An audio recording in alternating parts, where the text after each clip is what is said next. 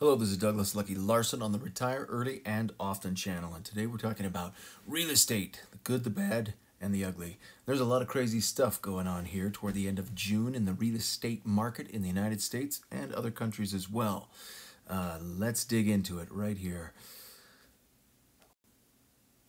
I love this recent tweet. This is June 14, 2022, and somebody's singing the song, "It's the End of the World as We Know It." Wasn't that a Green Day song? And I feel fine. And you've got the Grim Reaper here. He's already taken his scythe.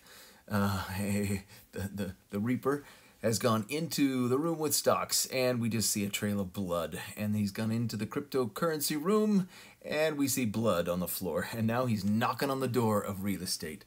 What's funny about this particular tweet on this meme, Elon Musk down below, and all he says is true. That's funny.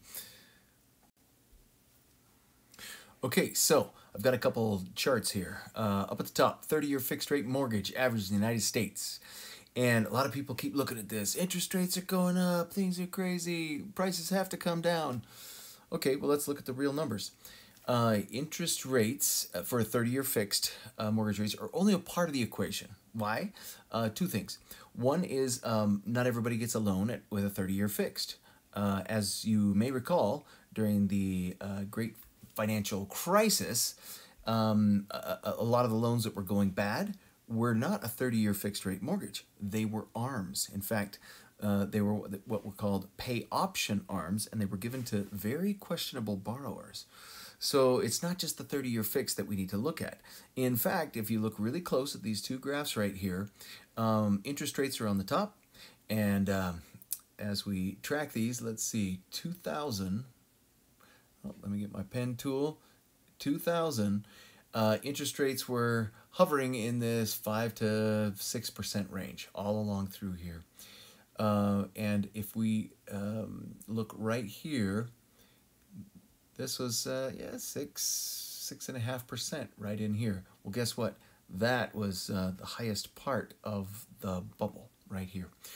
Why is that? Again, it wasn't the 30-year fix that people were looking at. They were getting teaser rate loans, adjustable rate mortgages, the pay option ARMs, and that drove this spike in housing prices right here. If you look at the lower chart, these are nominal home prices in the United States. And right here, this big bump up from 2000 all the way to here. Interest rates were not, 3%. They were between 5 and 7. I was getting loans during that time. In fact, I was living on Maui at the time, bought 5 different properties, and you'd get a loan 6.5%, and you felt like you were getting a pretty good deal. Let's see. Another factor is, not just the payment itself, keeping the payments low to keep driving those home prices higher. It's the availability of money. Why did the crazy crash happen? It was because lenders stopped lending. The reason why you don't hear about Countrywide, they're gone, Washington Mutual, and many others, is because they had to stop lending. They went bankrupt. And so as long as banks are still willing to lend, and we've got the Biden administration talking about making loans more available, especially to underserved communities or people of color, down payment assistance programs. If banks are lending and the government is behind that, pushing more money and more assistance, especially in the lower end of the market, I don't see demand going away anytime soon. So you got to keep that in mind as well. It's not just about the 30-year fixed rate. It is about the overall payment that you're paying, the availability of money. There are some other factors as well. Let's go on to the next slide.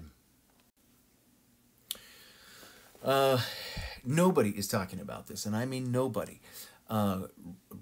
Rental vacancy rate. People got to live somewhere. And you take a look at this. We are at the lowest rental vacancy rates since 1999. Sorry, this is not the clearest of charts that I've got here for you.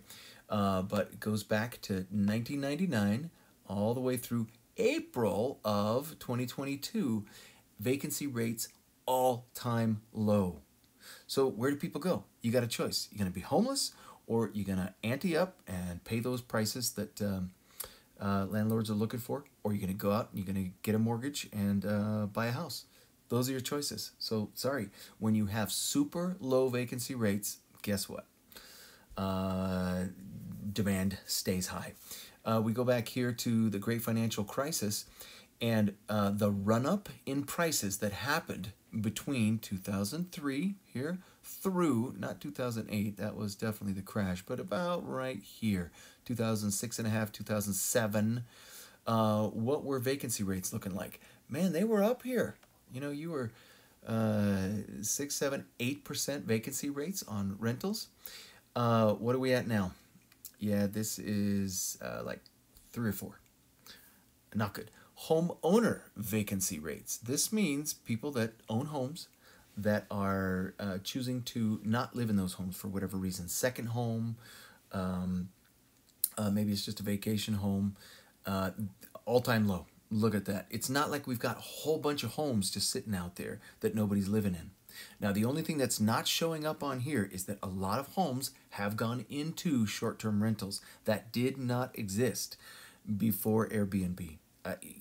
Of course it did, but it was such a small amount. It was VRBO. Now they call it Verbo, but it was vacation rental by owner, and it was a very, very small amount. But Airbnb, wow, that whole segment has taken off, and that's not showing up here in either of these.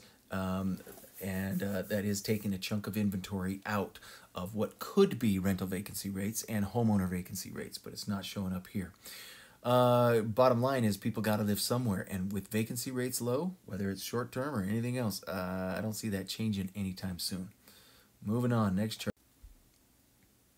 What are we looking at here? Nominal house price gains, and this chart is 1975 to 2021, and this compares 5 different countries. So you always have to ask, compared to what and compared to where? Love Jason Hartman. He's always saying compared to what. This is compared to where. So this blue line at the very bottom, what kind of home price increases have we seen since 1975? This is 708%. Ooh, that sounds crazy. That's actually a pretty good indicator that you should be investing in real estate, okay? But if you look at some of these other countries, right, and everybody says, oh, it just can't keep going up. It just can't. Look at these prices. Well, guess what? It's done way crazier things in other countries. You got the UK in the purple line. Wow, that's way up here at 2650 something. You got France is the green line, 1177%. Canada is the red line, 1584. Australia takes the cake.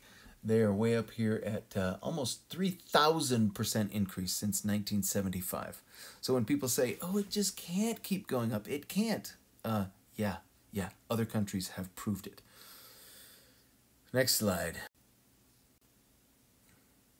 All right, on this slide, what are we looking at? Love these. These I stole off Twitter. I wish I could give credit where credit is due, but I cannot. Can't remember where I stole them from, except it was Twitter. Housing prices versus disposable income. And these are 5 different countries, the same ones we were just talking about: Australia, United Kingdom, France, Canada, and the United States. And when you look at house price versus disposable income, don't know why they call it disposable. They should call it discretionary. Does anybody have disposable income? Do you have income you can just flush down the toilet, throw it down the garbage disposal? I don't think so. Yeah, me either. Disposable? No, discretionary income. And so when you look at these, Australia up here off the charts, right? United Kingdom, not quite as bad as Australia, but it's way above the disposable income level. The red line is the disposable or discretionary income. What do we got here? France. Yeah, look at the divergence here. It's just crazy. Same thing over here, Canada. Crazy. United States. In the United States, the blue line is the home price, and it's still below the disposable income line. Do you see that? Where did it cross above? That was during our bubble. It was unsustainable in the United States during that time, and that's why home prices came down. If these lines cross again, yes, I might start getting very concerned. But in the meantime, I just don't see how things are going to tank. All you crash bros, as George Gammon likes to call them, all the people constantly saying, it's about to crash. The housing market's coming down. I got to say, not looking very likely. Now, can we chop and go sideways for a while? Can inventory build maybe back toward normal levels? I hope so. I really hope so. It'll make it easier for me to buy some stuff. But right now, we're just not seeing it. One more slide. Just to sum everything up, sorry about my chicken scratch handwriting. These are the other factors that very few people are talking about.